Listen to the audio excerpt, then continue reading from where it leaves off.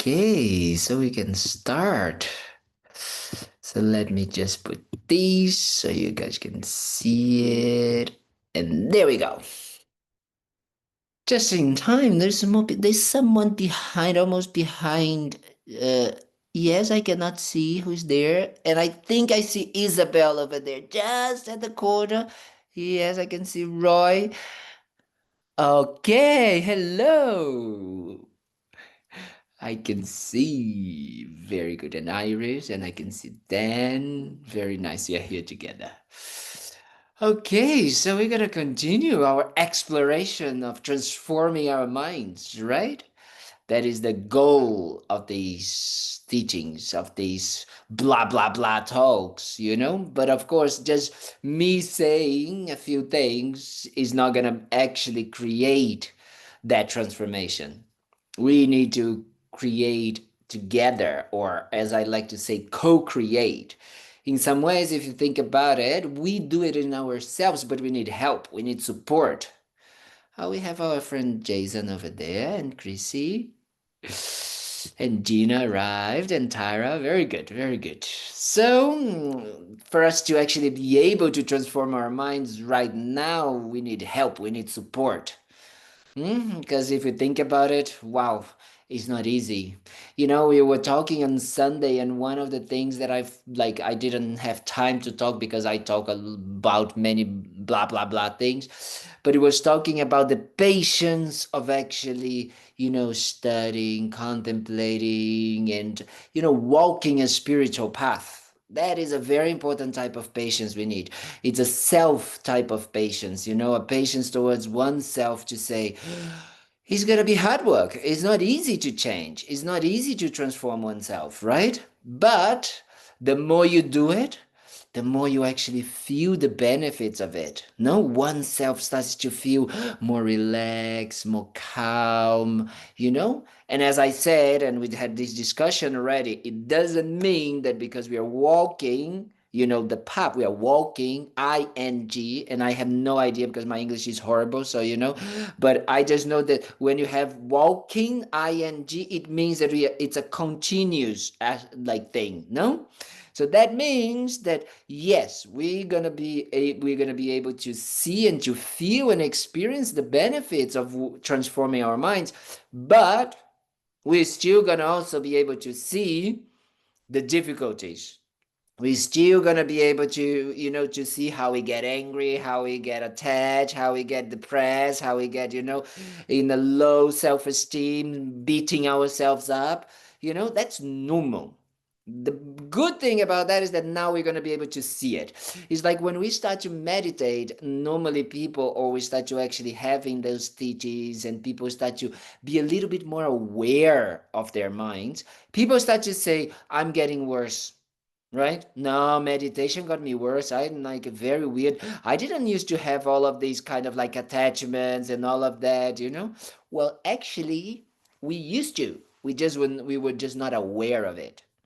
So that is why it's so profound and important that we start with paying attention to our minds, and we start this process of transformation so we can actually, develop our minds more and more. And for that, we need to listen. We say that the three types of wisdom we need to develop. We need to listen, we need to learn, we need to read, we can watch videos, movies, many things you can watch. And then that information, that knowledge, as I like to say, is something that is very important for us in the beginning. However, knowledge is not what we are trying to accumulate. Because we already accumulate quite a lot of knowledge, and nowadays, let's face it, we have a lot of people that think that they know a lot in Instagram. You go to Instagram and everybody's an expert of everything.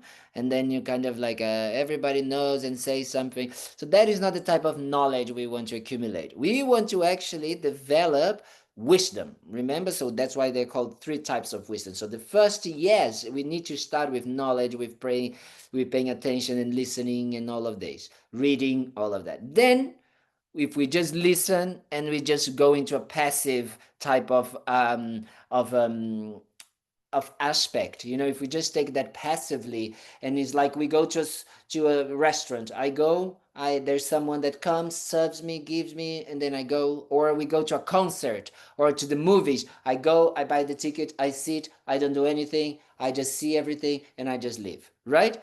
If I do it in this way, actually, what happens is that I am not engaging my mind with these teachings.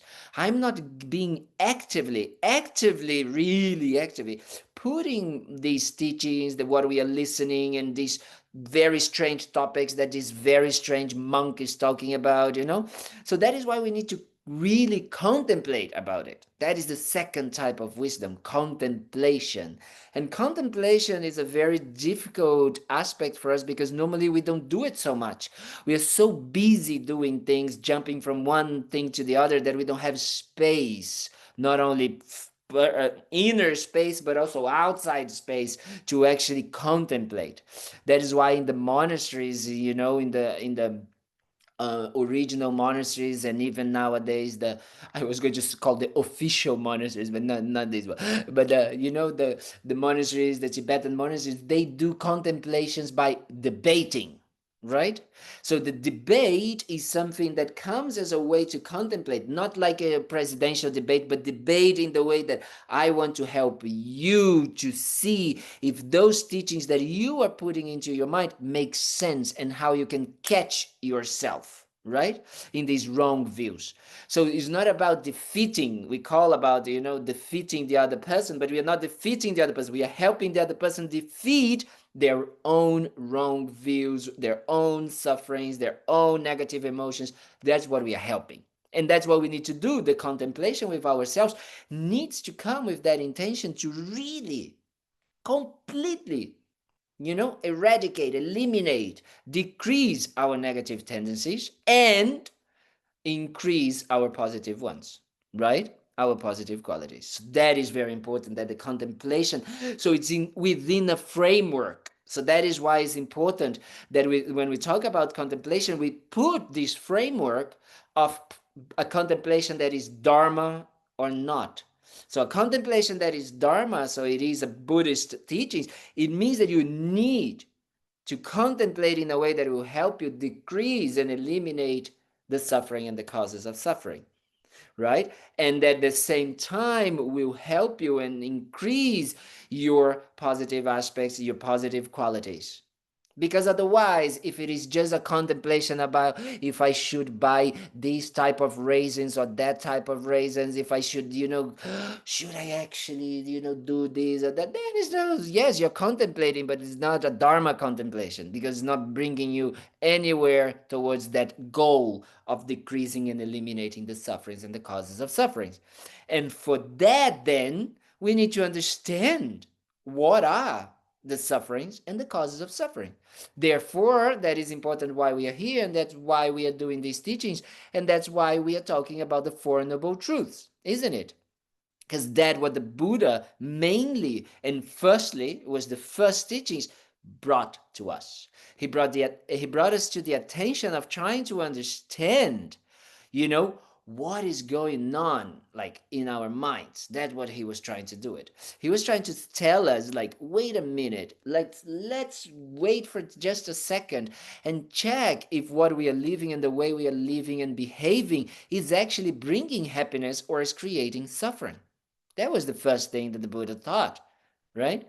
It's like, for example, is the Buddha was seeing us as kind of like people with a lot of complicated like minds and a lot of sufferings, and he was trying to say to you guys, to us, say, if you guys continue like this, I'm very sorry to be the bearer of bad news, but you guys are gonna continue suffering.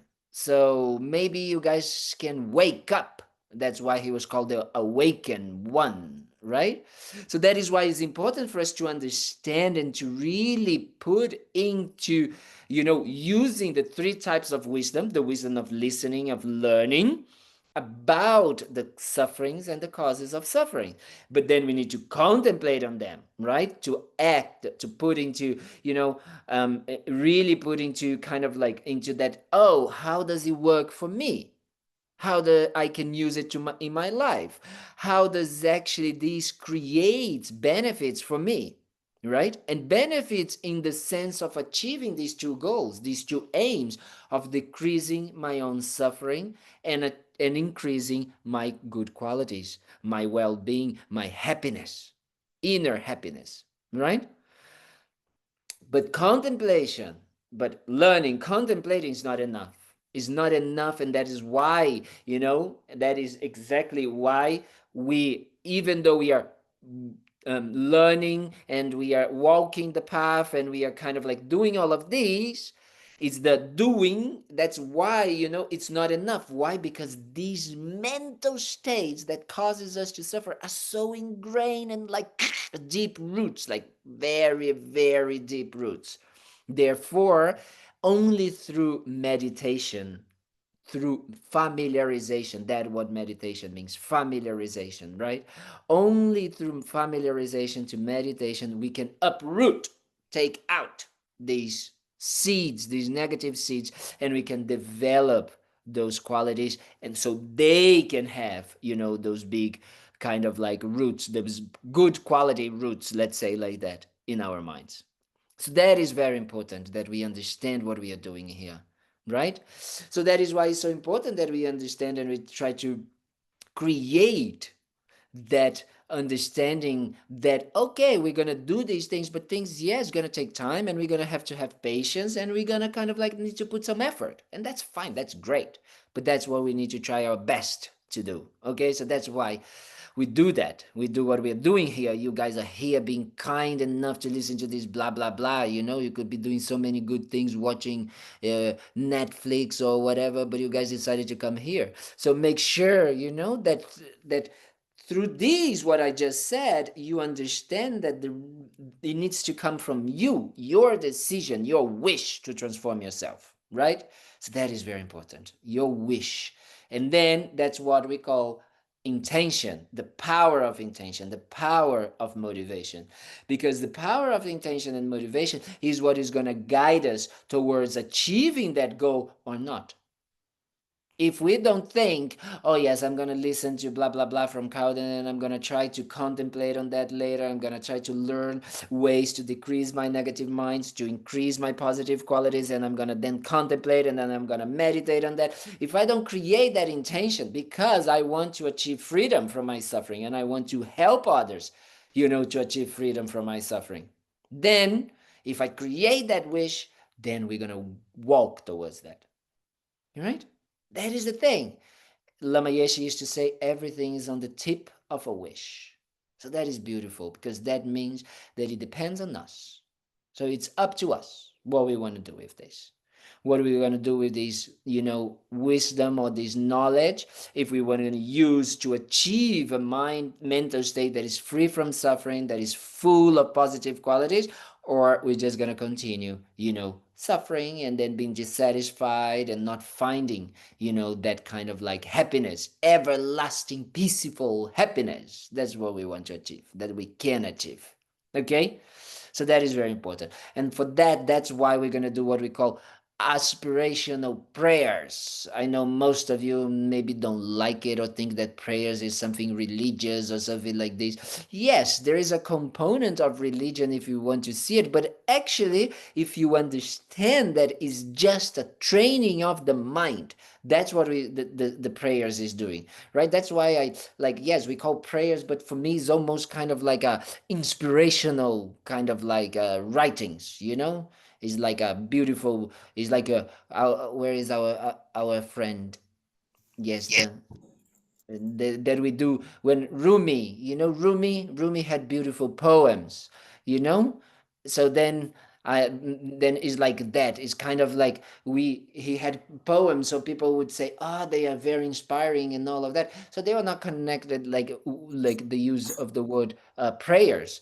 But then, we can use the word also poems if we want, or you can use the words kind of like, like inspirational quotes, or prayers, all the same in Buddhism. But the idea is that we're gonna like do this so it can help us really develop that wish of transformation. Okay, that is the idea. So don't think that this is kind of like some kind of like crazy thing, just some words. And but if we put the intention and we connect with intention with the words will be a helper for us to achieve that intention. Okay?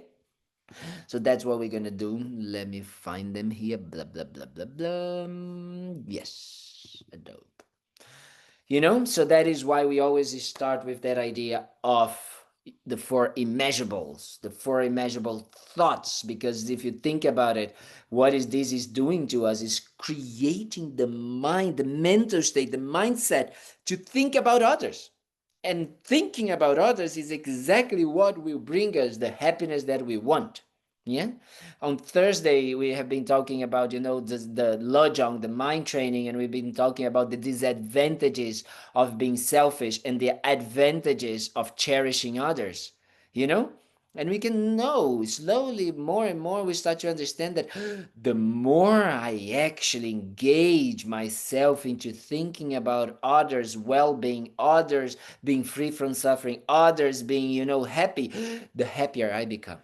But a type of happiness that is not kind of like that firework or agitation, like, like this, not like this, but it's like subtle and more profound type of happiness, right? That is the idea. That is what we can develop. Okay, so that is why these thoughts, the four immeasurables, they help us to create that habit of thinking about others. Okay, so we can think about it while we're going to do these prayers together. May all sentient beings have happiness and the causes of happiness. May all sentient beings be free from suffering and the causes of suffering. May all sentient beings be inseparable from the happiness that is free from suffering. And may all sentient beings abide in equanimity, free from attachment for friends and hatred for enemies. And that is incredible that we actually have in our daily. Can you imagine if we would use those thoughts throughout our day? How it would just transform our experiences in our daily lives. So special. But because we don't do it, it means that we go and take refuge when we have difficulties, or when we are looking for happiness and not suffer. We look for refuges. And normally our refuges are Instagram, food, sex, alcohol, or Netflix, or just or doing things, or being the helper, being the kind of like, yes, I'm the one doing everything, saving everyone, and all of that. We just create ways to distract ourselves, right? So that is why when we say that we take refuge here and we generate that bodhicitta mind, and mind of wanting to transform ourselves until we get into a state of no more suffering and full of positive qualities, which is equal to the state of enlightenment, same, okay? When we talk about enlightenment, we are talking about the same thing as being a state of no more suffering and a state of perfection of qualities. So for that, we need help to achieve this. We need someone to guide us, we need a method, and we need support. So that's why we say, okay, I'm going to stop taking refuge in alcohol, in distractions, in Instagram, in Netflix, and all of these things, in Amazon Prime, all of that, I'm going to actually look for something that can help me. So that's why we take refuge. We refuge ourselves in the Buddha, the Dharma, and the Sangha. But again, they cannot do the work from us. They are not our saviors. They are co-creating that transformation, because they have done, the Buddha have done, the Sangha has done, and the Dharma is the method. But if we don't use it, ourselves, then no transformation happens. Okay? So that is very important. So with that in mind, we can actually do this. And today we're going to do 2 times in English and 1 time in Tibetan. Why we do it in Tibetan? To get the blessings, because this has been said by incredible people, so we can actually get used to it. Okay? So we're going to have fun, because nobody here knows how to speak Tibetan, so we're going to make fun of ourselves, not take ourselves too serious. Okay? So we think about it. We think about that we are doing this to help others, to help ourselves. And we do the aspirational prayer. I go for refuge until I'm enlightened to the Buddha, the Dharma, and the Supreme Assembly. By the merits I create through listening to the Dharma, may I become a Buddha in order to benefit all sentient beings. I go for refuge until I'm enlightened to the Buddha, the Dharma, and the Supreme Assembly. By the merits I create through listening to the Dharma, may I become a Buddha in order to benefit all sentient beings. Sangye chodan soki chonam la janju bardu dani kyapsu chi dagi chunyen ki pe sonam ki drula panchir sangye drupar sho.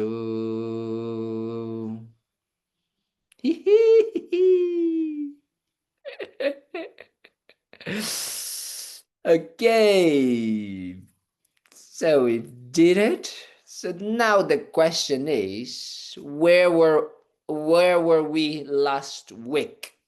Who remembers what we were talking about last week? Da-na-na-num. What we were talking about? Deb. Deb knows. I was going to say as well, Bob. I know Deb will know. Okay.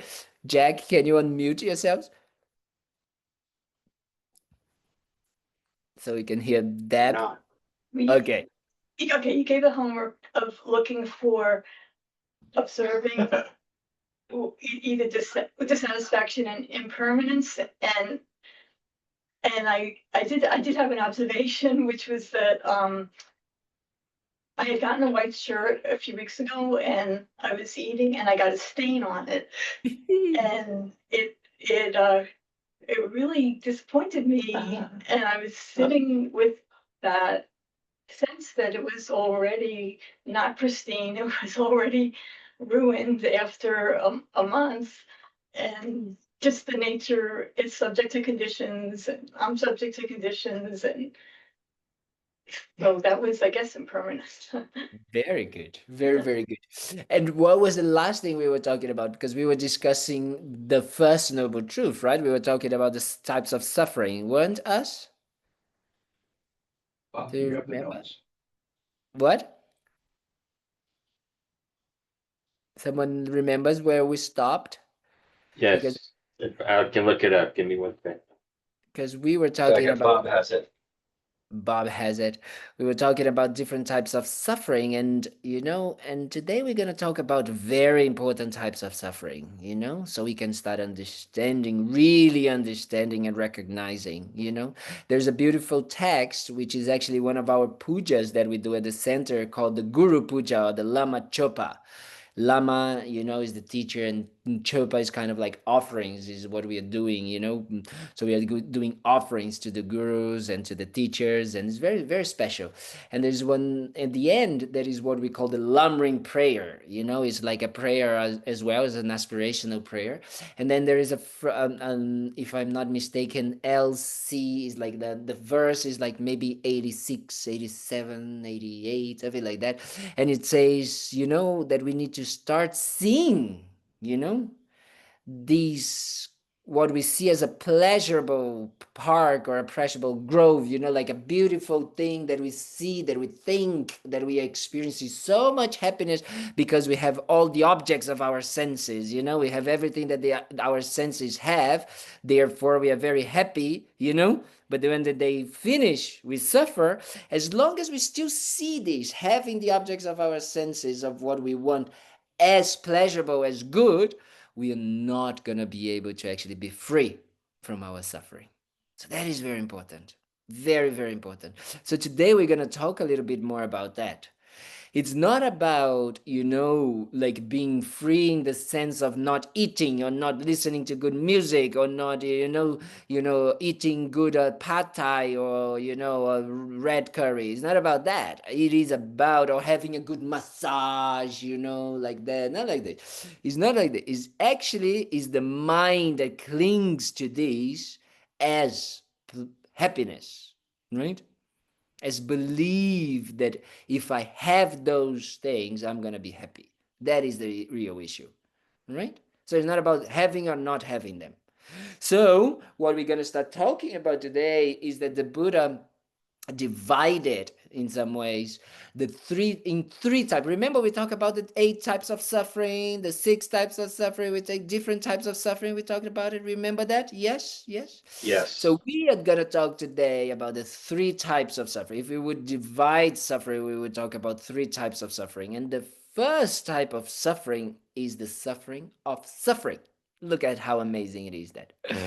That is a very, we know it very well. Is a suffering that normally we kind of like have, in our lives when we have any type of not only physical suffering, when we have some pain, when we have an illness, when we are sick, or, like Iris, maybe she has an allergy or she's a little bit sick, So she's kind of like, this body always kind of like giving problems, So that is the type of suffering normally that we have. But we also have a mental state of suffering, of kind of like being also, having headaches or feeling not so good, or, or the suffering that sometimes when we have anger or attachment, that as I talked about sometimes, that kind of like pressure here, which is not a physical pressure, but it's an emotional pressure, So those types of sufferings, we know them very well. We are all familiar.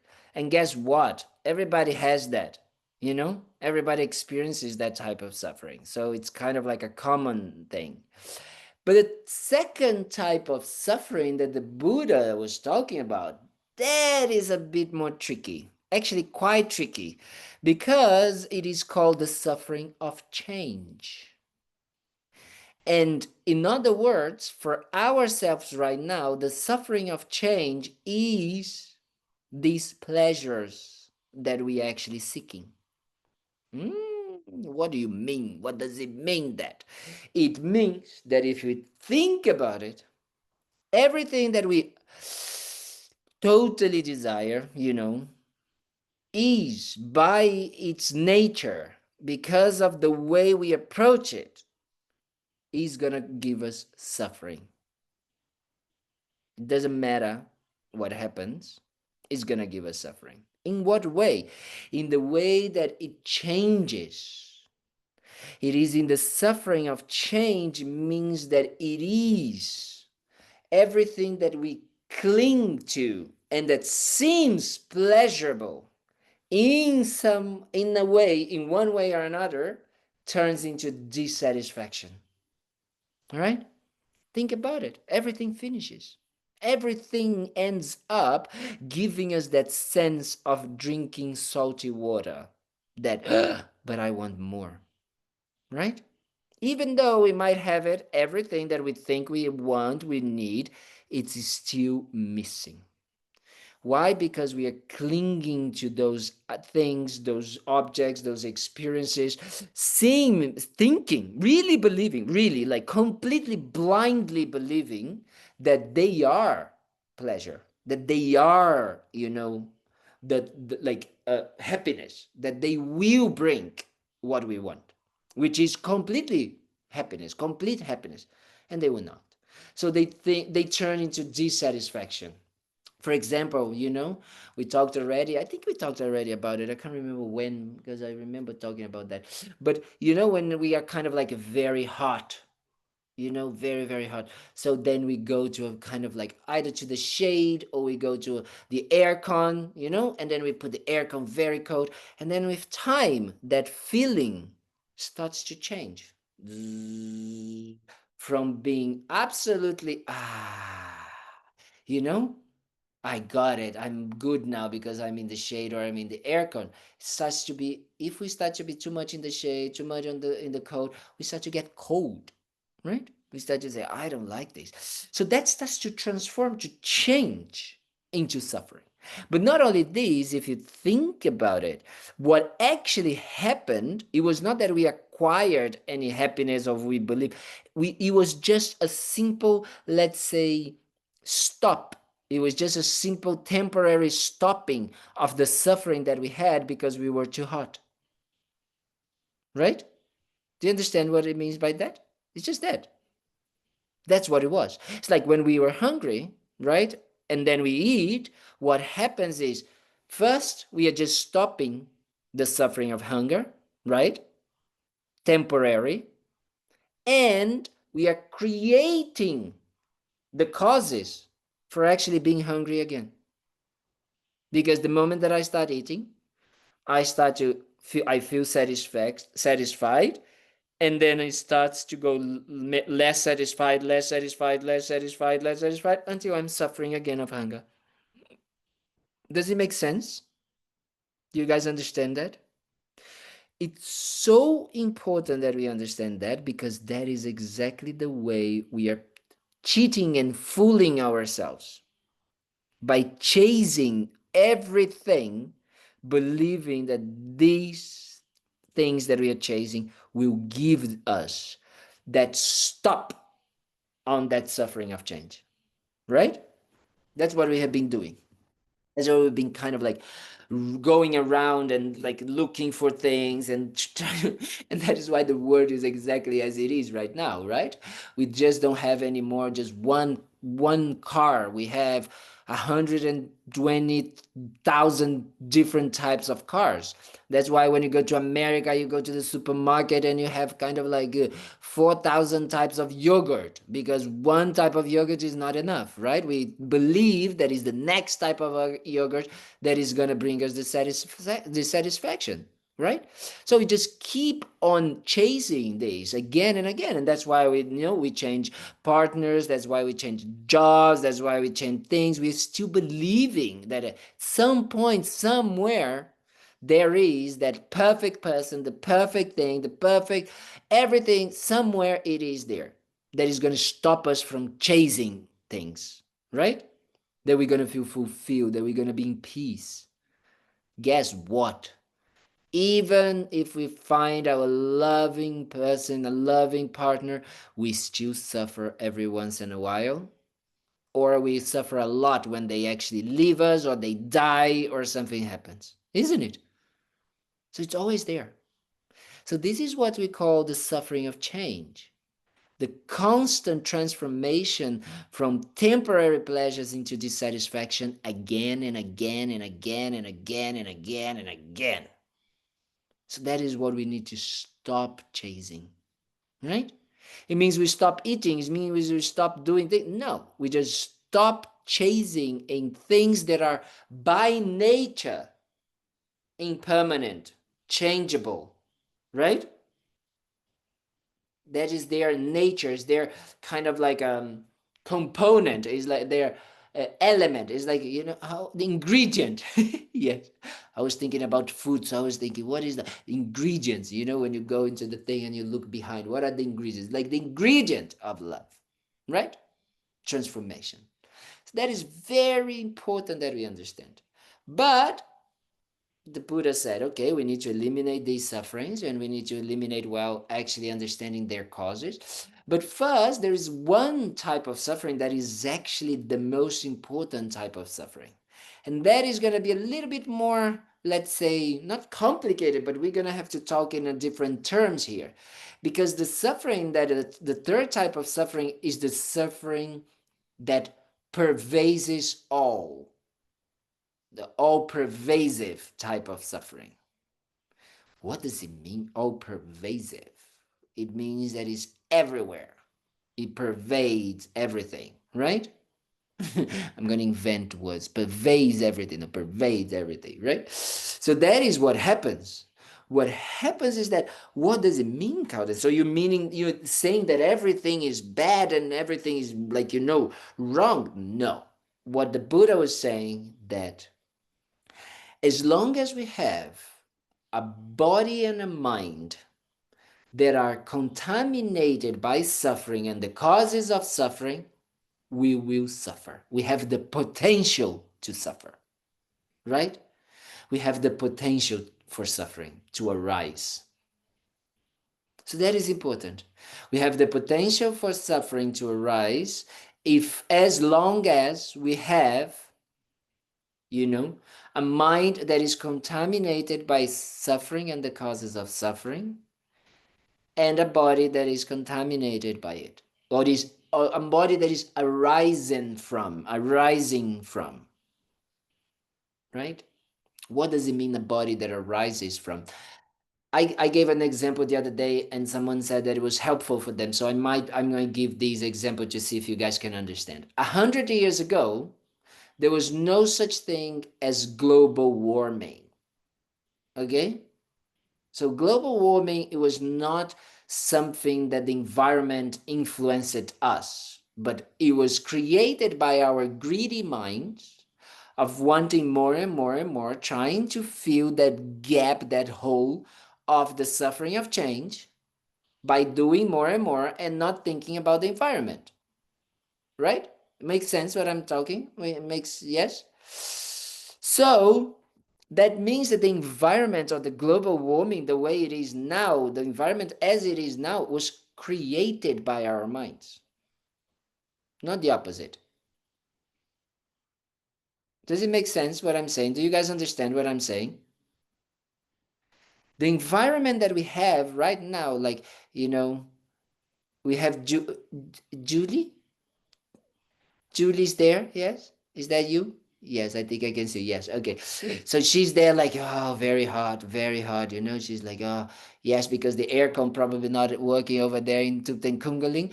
But actually, it's also because, global warming that we have 200 degrees Fahrenheit summer nowadays, right? So if you think about it, that before was not there. So that means that we created. Okay? So in the same way, in Buddhism, we talked about the continuity of mind, that possibility of the mind continuing after we die. And what mind brings with it from life after life is those seeds or habitual tendencies that we create. Remember, we talked a little bit about that. You guys watched Netflix because I'm a bad monk, so I made you watch Netflix, you know? So that Netflix documentary calling Surviving Death. So if you guys haven't watched it, you can watch Surviving Death. It's especially, I think, the fifth and sixth episode, so you can watch. So that means that at the time of death, those seeds, those imprints, or those habits that we have, those tendencies, they are going to be the deciding factor for what type of body that we're going to have in our next life.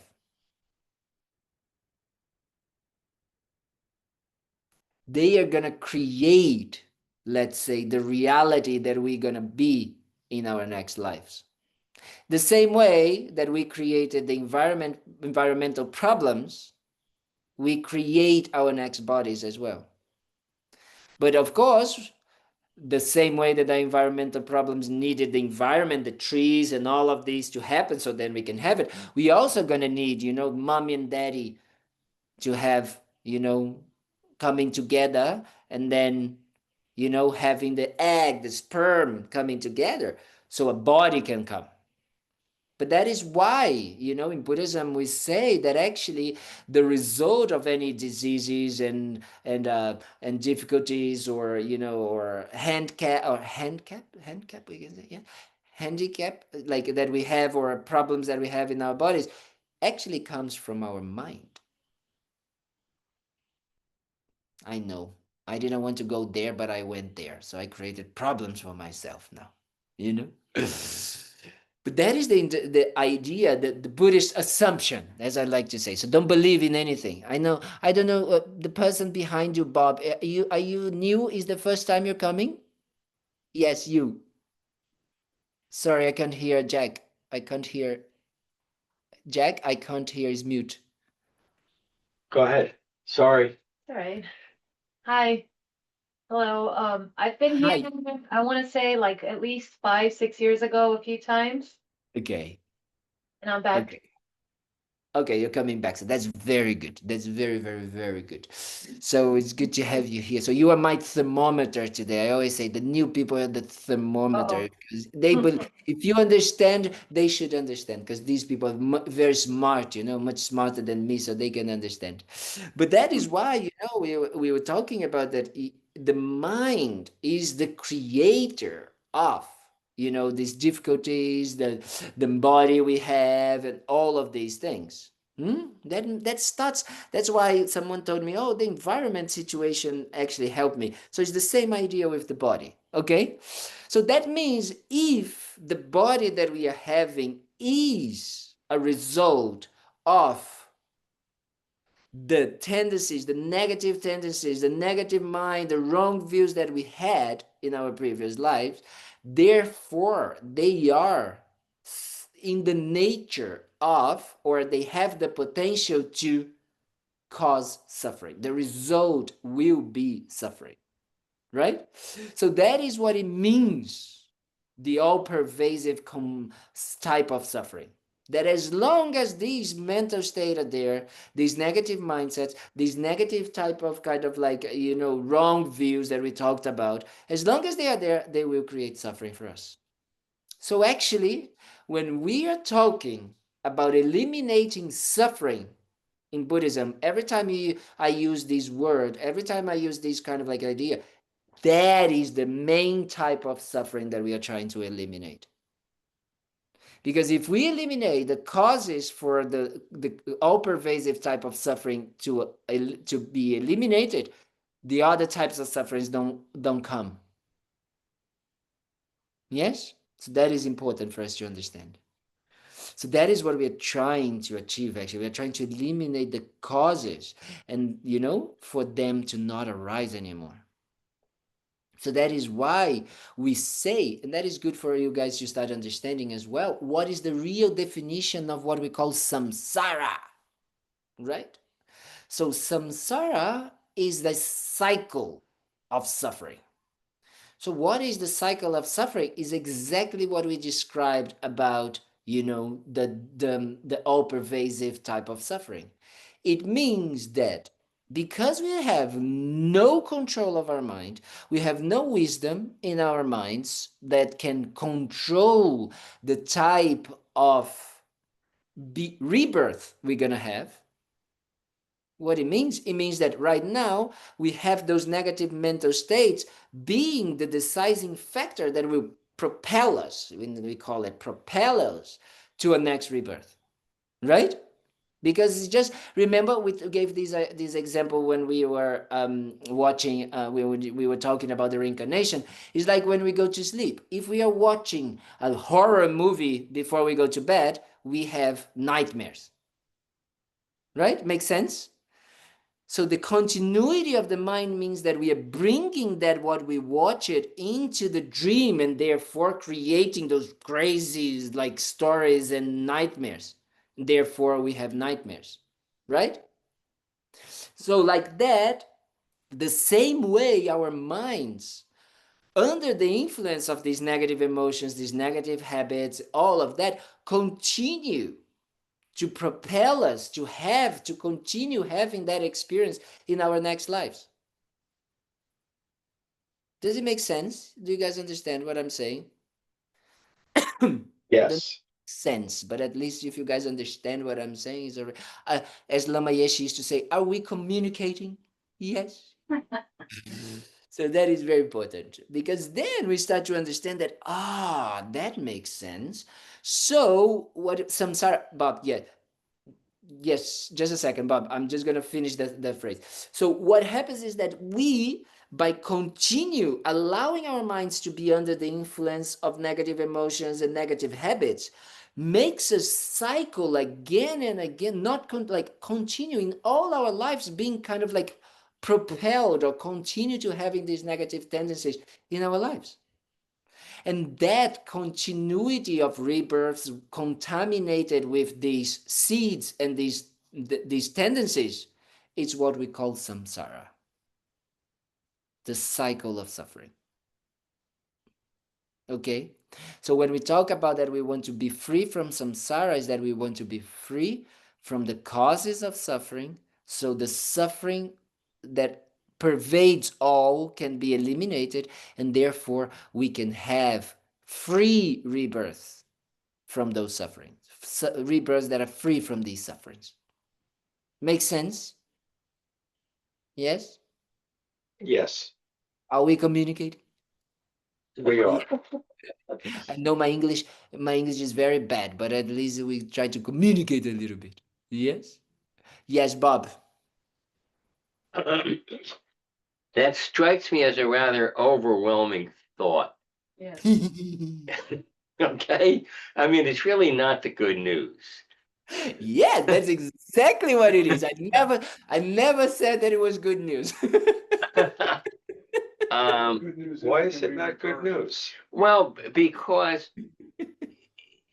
you from my perspective,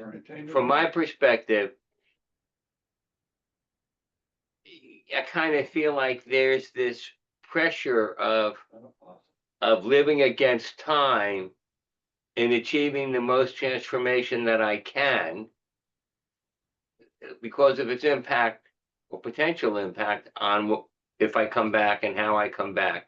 So it has this kind of stressful overtone. Yes, very good. In a way, that is the first result that we want to have, right? That is exactly the first result that we want to have. The first experience.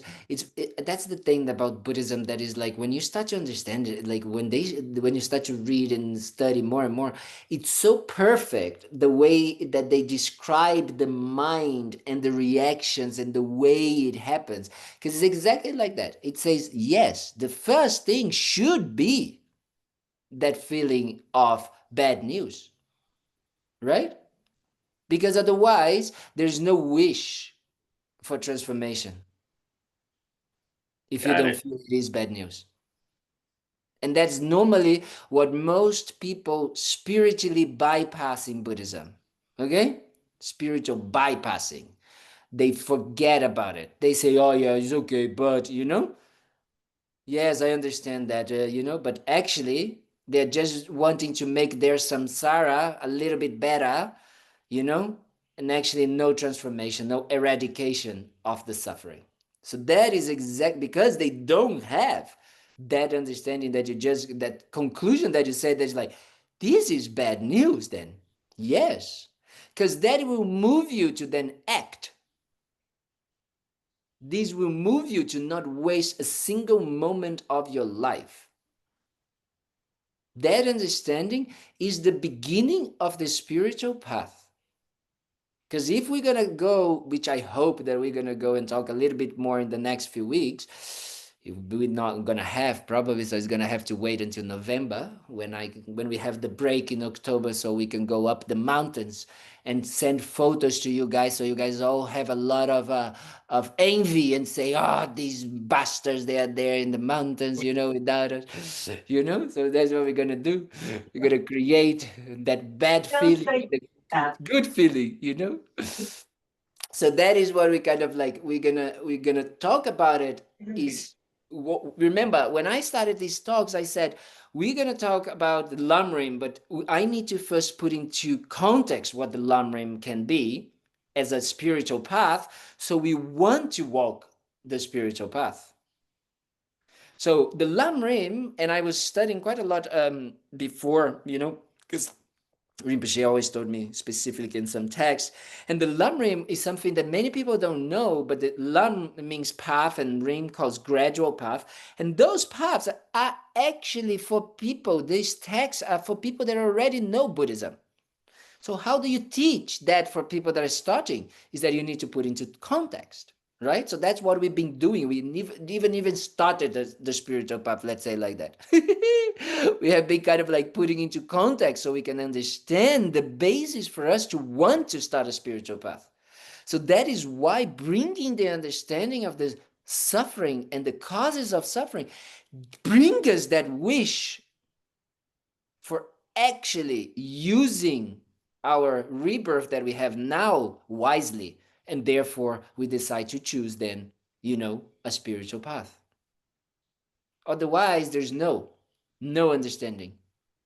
So that is the kind of like the wish. Yes, think like that, very good. But to make your sleep at night today, I'm gonna also bring the idea that The same way that there are no beginning of lives means we have had beginningless lives, we will have beginningless rebirths. So that means you still have time, sweetheart. Don't worry. Yes? But you mean this life we have time? This life, for sure, we have time, right? For sure, we have time. Doesn't matter how, if you are old as Bob, it doesn't matter. You can kind of like, even Bob, which is like, Even Bob has time. 120 almost, it doesn't matter that. The moment, we say, because it's not about only the more just familiar, the more we familiar, but this intention, the stronger the intention of transformation, the more powerful it is the seed that we are planting, and more powerful it is the wish for transformation, right? So what Bob just said is extremely powerful, because he said, wow, it gives me pressure for actually doing something about it. So these will give him, the power to actually transform his mind.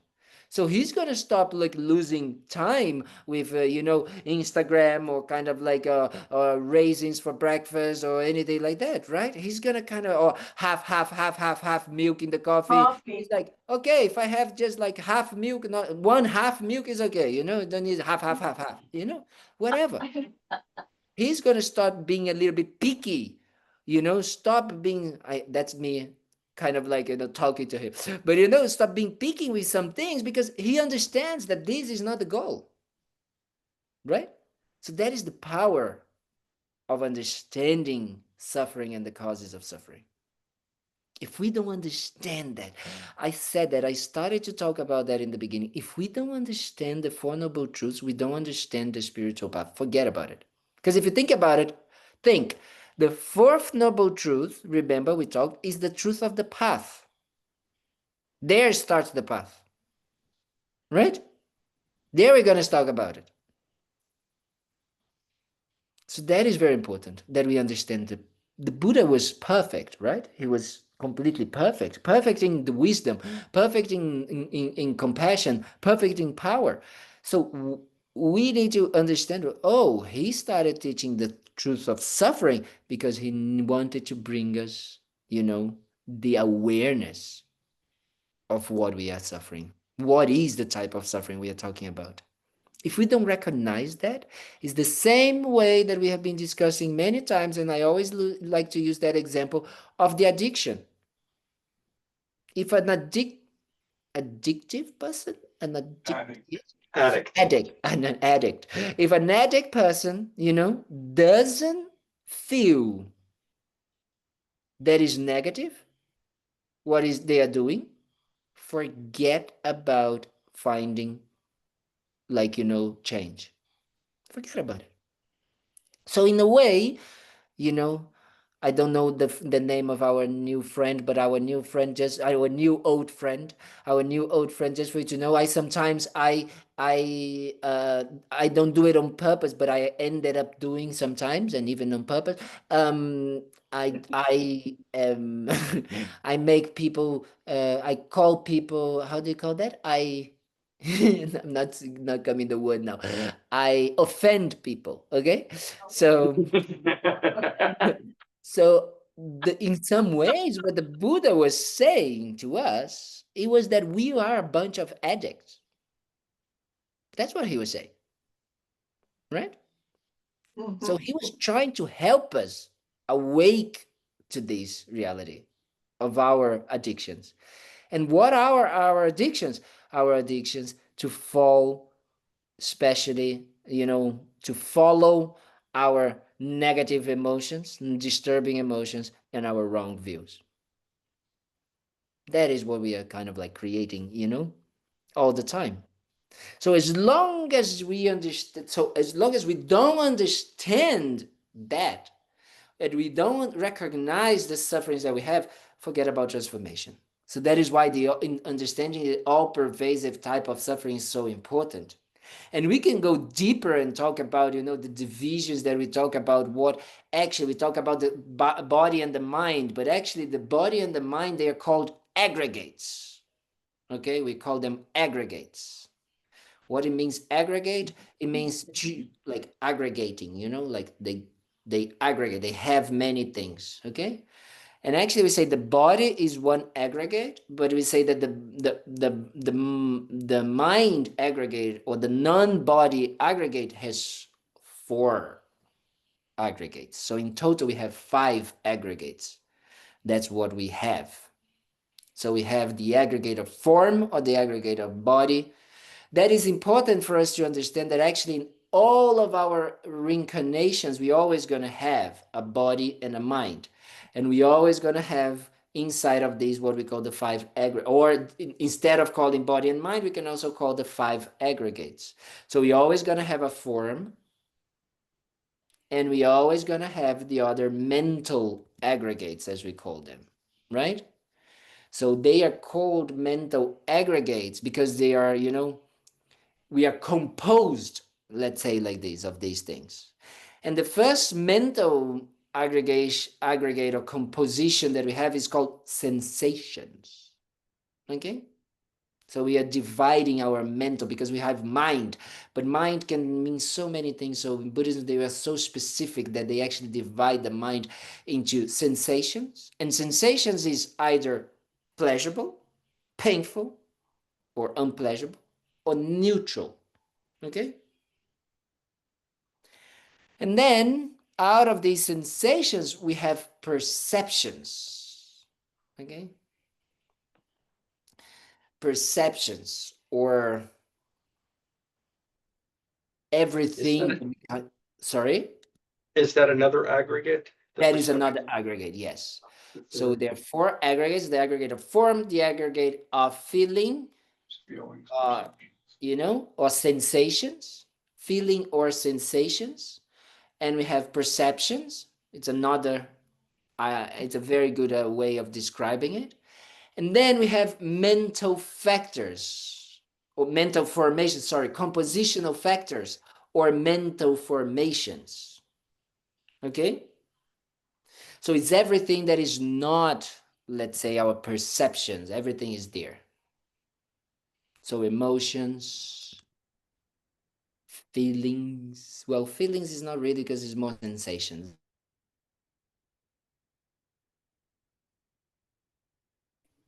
What we call consciousness, or the subtle, more subtle part of consciousness. So these, it's what we've aggregates, our aggregates is what forms us and forms all sentient beings in all realms. So the cat, the spider, the ant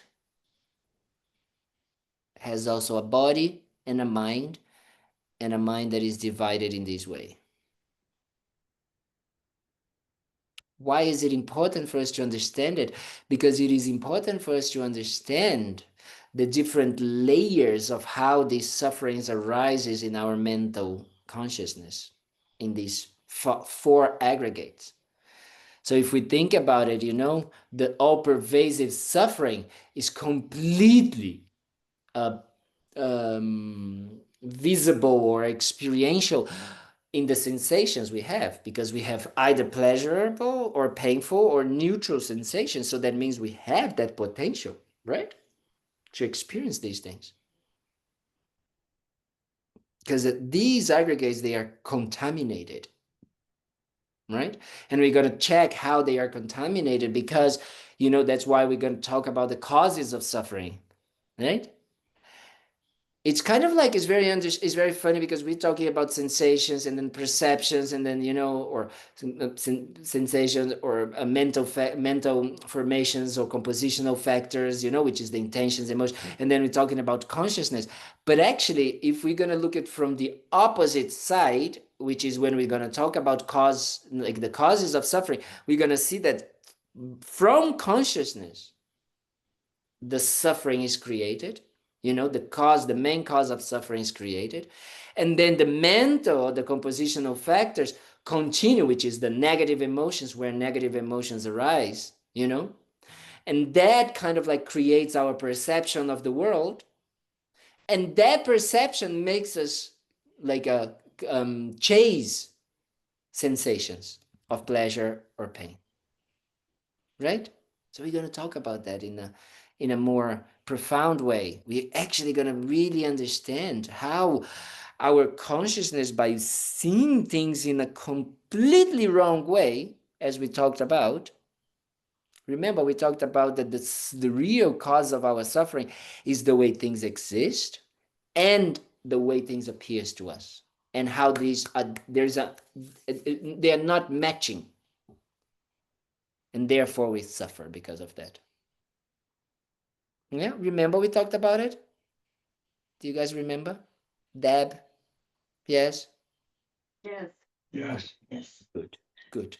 Because that is important, you know, because then we're going to start understanding that process of actually creating that suffering.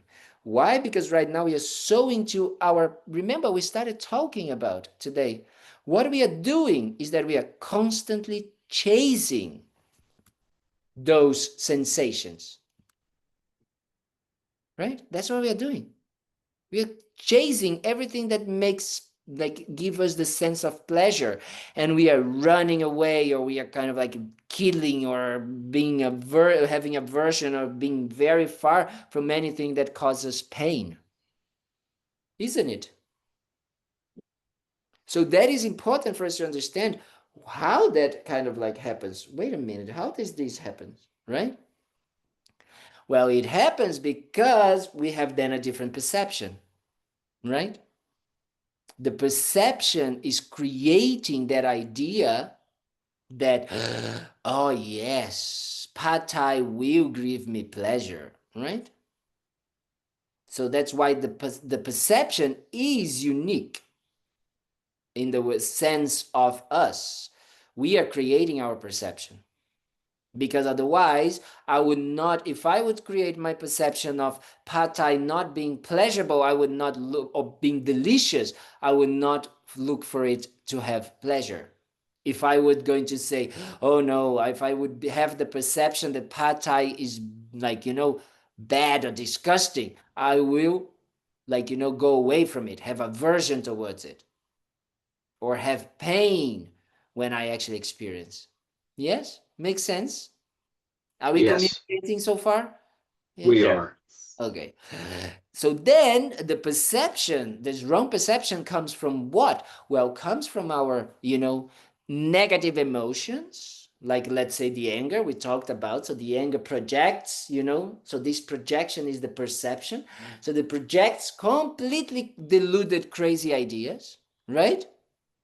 Completely. So mental formations, or you know, or compositional factors, is compositional factors, very important. Composing factors, factors that are composing, you know, our experience. So it's completely composing our experience and say, no, like, you know, this person is bad, or pad thai is delicious, you know, is kind of like completely amazing. Every time you eat, you're gonna be happy.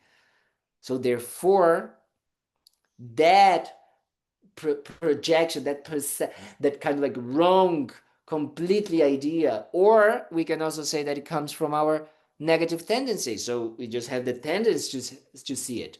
So that comes in there as well, okay? Because intention and emotions, the compositional factors, they are the two causes. So the two causes, like which is karma or intention, and the negative emotions, they are there in that part, the compositional factors, okay, or mental formations, okay, because they form the way we experience. And where does it come from? It comes from a wrong view. So the consciousness is the beginning of everything. So the consciousness sees things in an inherent, completely existing, self-sufficient, self-existing way. So that is where, because we see things in a self-existing way, because we believe that things are existing from their own side, you know, kind of like self-existing, not depending on cause and conditions, not depending on, you know, on parts, not depending on our perception of it. We don't believe in that. If we don't believe in that, if we don't see that, we believe that they are self-existing, that there is an objective reality to them, that we are all sharing that objective reality. We see that, we think in this way. Therefore, what happens is that because we have that wrong view, then we have attachment or anger, you know, aversion, and then we have the tendencies to actually feel it in this way. And then we perceive things of being in that way, you know, attachment then perceives things. Yes, it is. They are delicious. Pata is delicious by nature. Therefore, I have the sensation of pleasure every time I have it and I eat it, right? So that's what we want to eliminate, completely eliminate all of this chain of suffering. So we need to understand that as long as we are seeing things in this way, we are suffering. We have the potential to suffer. Yes, Bob? I mean this as a very serious question. Mm-hmm. Because you're a foodie, Mm-hmm. and there are certain foods you really like, and then you discover new foods that you really like. Mm-hmm. How does that lead to suffering? Not the experience of pleasures, not the experience in itself. The wrong mind, that the two minds, the two aspects of it, the perception and the arising of the negative emotions, that is what makes me suffer. The attachment that believes that the food has that quality of deliciousness, right? And therefore I cling to it and I need to have it. And when I don't have it, I get angry. That's totally me. Hunger, right? That's what happens. Hungry, no, hanger, no, what? That's a Angry, angry, hangry. hangry. So that's what we do, right? But most important is that there is always a wrong view underneath it all.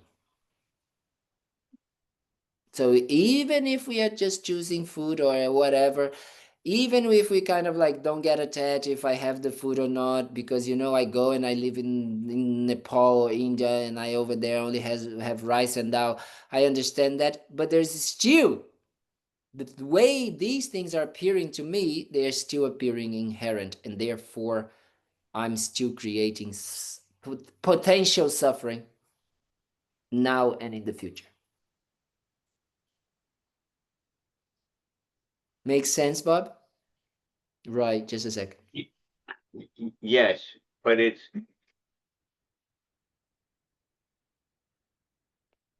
not the pleasure itself, it's the other side of it. Is the Brazilian drama that comes with the pleasure bowl. That is the problem, Okay. right? I got it. Yeah. If we just eat and there's pleasure, there's no problem in that. Okay?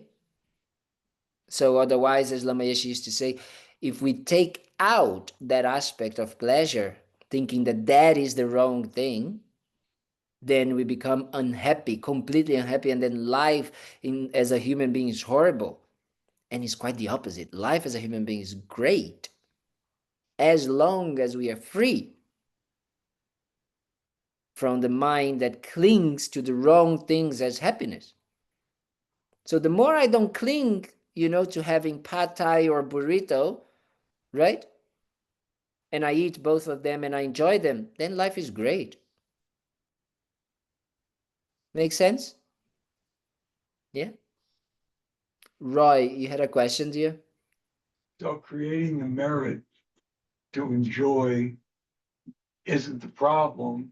It's not understanding the dependent arising that causes the attachment. Because if we've created the merit, Buddha did not say to not enjoy things.